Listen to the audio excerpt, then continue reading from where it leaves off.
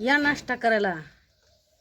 बघा हे का, ही कशी द्वाशी कशी झाली बघा, बघू शकता तुम्ही. एकदम पातळ आणि कशी झाली. हे का, वल्ल्या खोबऱ्यापासून चटणी करणार आहे आपण. हे आहे वल्लं खोबरं, ही आहे हिरवी मिरची, ही 2-4 पाकळ्या लसणाच्या, ही थोडं आलं, ही घेतले डाळे, ही साखर आणि थोडंसं दही आणि ही कढीपाला.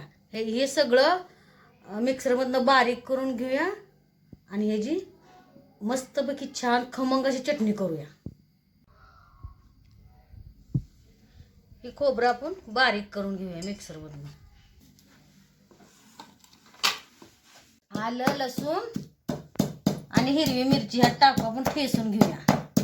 मग त्यात टाकूया मोहरी. टाकून घेतली आता आपण मोहरी, तडतड करली. आता आपण ही मिरची, आलं, लसूण टाकूया.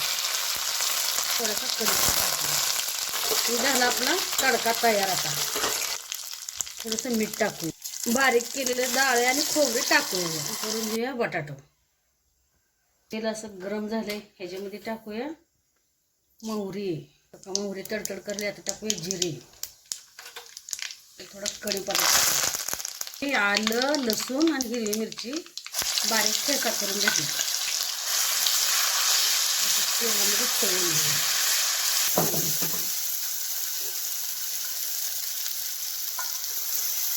हिरवी मिरची आणि आलं, लसूण, मिरच्या कच्च्या असल्यामुळं मी अगोदर मिरची तळून घेतली आणि एका बाजूला काढून घेतली. परत कांदा टाकला.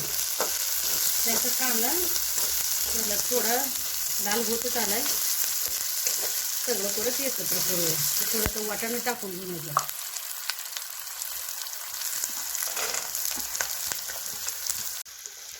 हळद टाकूया बारका 1 चमचा, कारण ही हळद घरची आहे त्यामुळं 1 चमचा पुरेसा होतो. थोडंसं मीठ टाकूया. ही 2 बटाटे शिजवून घेतलेली त्यात टाकूया. सगळ्याचा एकजीव करून घेऊया. हे सगळं एकजीव केल्यावर बटाटा कसं मस्त दिसायला लागले. छान वास यायला लागलाय बटाट्याचा. तुम्ही बघा कसा दिसायला बटाटा. छान नुसतं बघितलं तर खाऊ वाटतंय. असं झालं हे बटाटा. लहान मुलं तर आवडीने खातील हे बटाटा. असं झालं, इतकं छान झालं.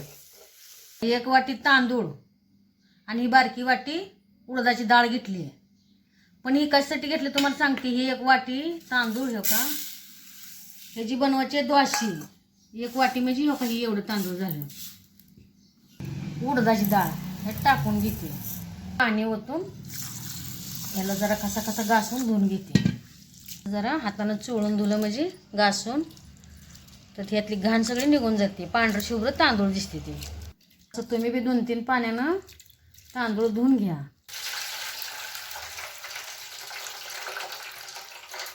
बघा ह्यात थोडी मेथी टाकते मी सगळं मिळून अजून धुवून घेते. हे बघा 5-6 पाण्यानं मी तांदूळ धुले. आता डाळ आणि तांदूळ धुवून झाले. यात पाणी ओतूया. 5 तास ह्याला भिजू देते. तांदूळ आणि डाळ भिजायला टाकली होती. 5 तास पूर्ण झाले. मी आता बारीक करून घेते. यात थोडं पाणी घालते आणि बारीक करून घेते. हे बघा सगळं बारीक करून झालंय. आता हे असं मी सगळं बारीक केलंय. आता रात्रभर ह्याला भिजू देते. आता ह्याच्यावर ताट झाकून मी झाकून ठेवते. उद्या सकाळ मी ह्याची मऊ लुसलुशीत द्वाशी करून घेणार आहे आपण. आता द्वाशी ह्याच्यामध्ये आपण थोडीशी जिरी टाकून घेऊया. थोडंसं मीठ टाकूया. थोडीशी कोथिंबीर टाकूया. ही आहे द्वाशी. मी गावाकडच्या पद्धतीने करणार आहे मी आज द्वाशी. हे पीठ थोडंसं घट्ट आहे. ह्यात थोडं पाणी घालून घेते आणि मिक्स करते. तव्याला तेल लावून झालंय.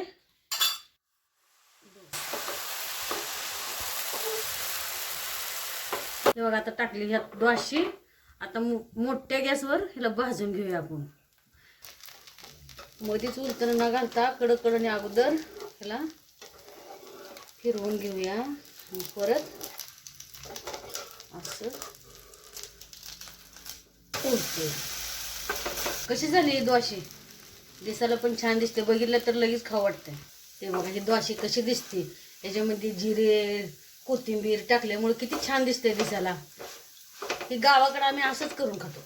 ही गावाकडची जुनी पद्धत आहे ही अशी करायची. किती कडंग झाली द्वाशी तुम्ही बघू शकता. हे बघा बघा किती कडंग कडंग झाली. आणि खोबऱ्याच्या चटणी सोबत आणि बटाटे सोबत कशी लागेल ही द्वाशी. इतकी खमंग लागेल ना. सकाळ सकाळचा नाश्ता केला ना दिवसभर भूकच लागणार नाही. या नाश्ता करायला. बघा हे का ही कशी द्वाशी कशी झाली बघा. बघू शकता तुम्ही एकदम पातळ आणि कशी झाली. हे का मस्तपैकी झाली. ही सकाळ सकाळच्या नाश्त्यासाठी केली मी द्वाशी. चटणी बघू शकता तुम्ही. हे का ही चटणी कशी झाली आहे. हो का तुम्ही सुद्धा एक वेळेस ही चटणी करून बघा. आणि छान चटणीचा वास काय खमंग येतोय. छान वाटायली चटणी. अशी खायची ही चटणी. ही बटाटो ही बघा चटणी तुम्ही कशासोबत बी खाऊ शकता. द्वाशी बरं खाऊ शकता, इडली बरं खाऊ शकता, उडीद वडा बरं खाऊ शकता, डोसा बरं खाऊ शकता. अजून म्हणलं तर लहान मुलं तर ही नुसती सुद्धा चटणी. कारण ही चटणी लहान मुलांना तर लय आवडेल. कारण ही चटणी गोड आंबट आणि तिखट अशा प्रकारची ही झाली चटणी. लय छान झाली. मुलं तर लय आवडीनं खातील ही चटणी. लहान मुलं. तुम्ही एकदा नक्की ही चटणी करून बघा.